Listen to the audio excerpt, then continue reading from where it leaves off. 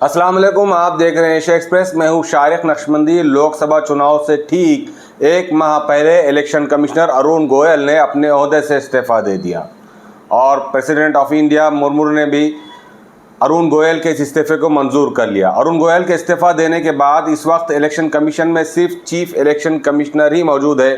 इससे पहले एक दूसरे इलेक्शन कमिश्नर अनूप पांडे जो पिछले 15 फरवरी को अपने रिटायरमेंट का ऐलान कर चुके हैं। इस तरीके से तीन मेंबर इलेक्शन कमिश्नर के 3 अहम मेंबर्स में से 2 मेंबर्स नहीं है और आज की पोजीशन में chief election commissioner Anup Kumar ही अपने ओहदे पर मौजूद है। इस्तीफा देने वाले अरुण गोयल ने 21 नवंबर 2022 को अपना ओहदा संभाला था, जबकि इनका रिटायरमेंट 31 दिसंबर 2027 को होने वाला था। लेकिन आखिर क्या वजूहात है कि जिसकी वजह से ऐन लोकसभा चुनाव से एक माह पहले ही अरुण गोयल ने अपना इस्तीफा दे दिया। अरुण गोयल के इस्तीफा देने के बाद विरोधी पार्टियों ने कई तरह के सवालात उठाए, जिनमें कांग्रेस के जयराम रमेश ने कहा कि अरुण गोयल के इस्तीफे से मेरे जहन में 3 अहम सवाल पैदा होते हैं।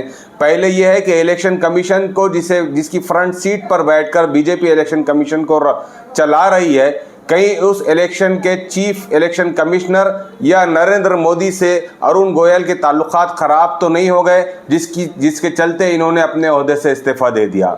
दूसरा सवाल, जयराम रमेश ने कहा कि हो सकता है कि अपने किसी निजी कारणों की वजह से, अपने ज़ाती मामलात की वजह से अरुण गोयल ने इस्तीफा दिया हो। तीसरा सबसे अहम सवाल जयराम रमेश ने उठाते हुए कहा कि जैसे कलकत्ता हाई कोर्ट के जज ने अपना इस्तीफा देकर बीजेपी के टिकट पर लोकसभा चुनाव लड़ने का फैसला किया है, कि कहीं अरुण गोयल भी आने वाले लोकसभा चुनाव में बीजेपी के टिकट पर इलेक्शन तो नहीं लड़ना चाहते।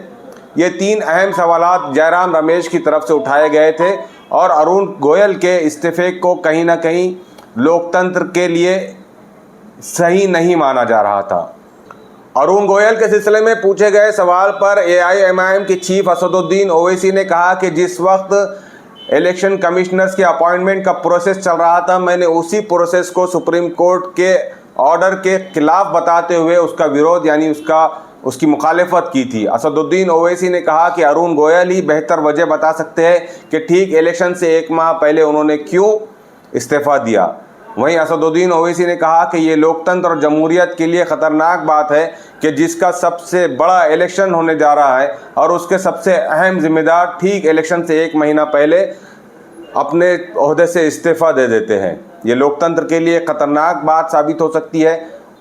तो ये था एशिया एक्सप्रेस का एक शॉर्ट अपडेट अरुण गोयल के इस्तीफे पर। उम्मीद है आपको ये पसंद आया होगा। आप देखते रहिए एशिया एक्सप्रेस। नए अपडेट्स के साथ आपसे फिर मुलाकात होगी। शुक्रिया।